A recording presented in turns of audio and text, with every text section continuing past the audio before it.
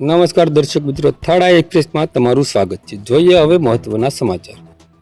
Bhavnagar Somnath national highway પર અવારનવાર અકસ્માતો થતા રહે છે, ત્યારે આજે વધુ એક અકસ્માત સર્જાયો હતો।